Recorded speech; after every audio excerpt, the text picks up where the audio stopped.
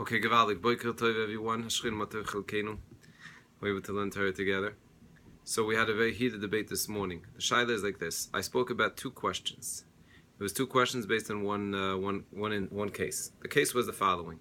Someone lost a diamond ring or a phone. They called up the insurance, totally honestly, chas v'shalom that there was any lie involved. And then, lo and behold, they said probably Amar Rabbi Daniel, the secret code of how to find anything that you ever lost. Almost 99% works all the time. It's based on the Midrash Rabbah. Amar Rabbi Daniel, it's a whole keta. If anyone wants to review it, I'll send it out.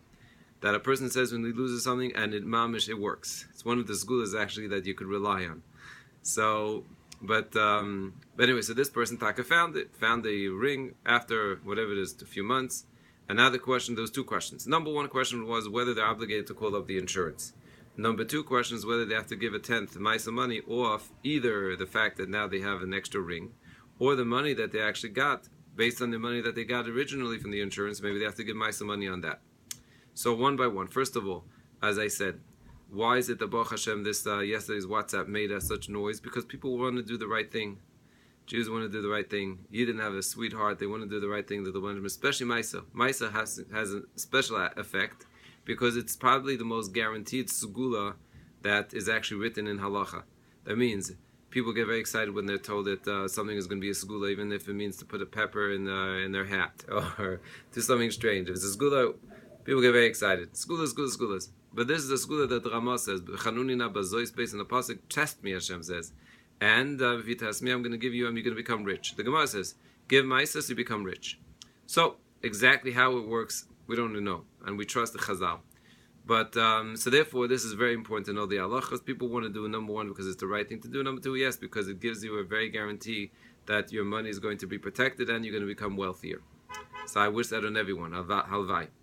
Now, the shaila is, so here the question was, number one, do I have to call up the insurance? So that became a very heated argument in the Beis Windish this morning. As far as I understood, halachically, if I tell a non-Jew, that means there's an isser in the Gemara Maseches Chulin that you can't mislead a non-Jew. Aser. Besides the Chil Hashem. Aser. Why? Because it's Gnevas Das. You can't steal the Das of a non-Jew. However, if they make a mistake, they give you extra change, which is many cases they're making a mistake, they said you something extra, you're allowed to keep it. However, here it's a little bit more complicated. Here, you didn't initiate it purposely to mislead him. You did it honestly, and then you realize that you misled him accidentally. So this, I schmoozed over with my Rebbe. My Rebbe also agreed to me that this is not considered gnevas akum, and therefore you do not have to report it. However, this is still being investigated because maybe from the insurance level, insurance does expect you. So this is being hopefully we'll have an answer from the insurance perspective. But number two shaila was in regard to the maaser money, so that's a very interesting shaila. Some would say, and then one dayan told me, that you're not obligated to give maaser money because the money that you got was just fill-in for what you were missing. Then the extra diamond that you have now, that's not fluid, and we explained yesterday that something that's not fluid, that's not money, you don't have to give, although we said the Chazon Ish says you should. And number two, the other way of looking at it is to say, no, the extra money that you got, now that you found your diamond ring or the phone, it's pashut.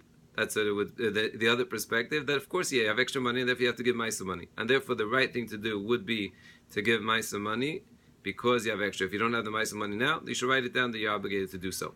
Third shaila that someone asked me, a very interesting shaila. If someone gives you money, and they say, I want you to buy, for example, a parent gives a child money, and they say, please buy a coat. It's really time to change your suit or your coat. Do you have to give maaser money on that? So that is actually an interesting machlikas. One says you should give, one says you shouldn't. Rabbi Daniel passes you shouldn't, and the reason why is it's quite simple. If a parent gives a child money, now of course if they say that we'd like you to use the money for a suit, and the indication is that they do not want you to give maaser money, so Avshtel Bach right, it's even gezel. You're not allowed to give maaser money. But even if they didn't say anything, Rabbi Daniel says the implication is that you're not obligated to give maaser money because that's the intention of the giver. And someone asked me this recently. I told them this is the halacha. And therefore, in such a case, you wouldn't have to give.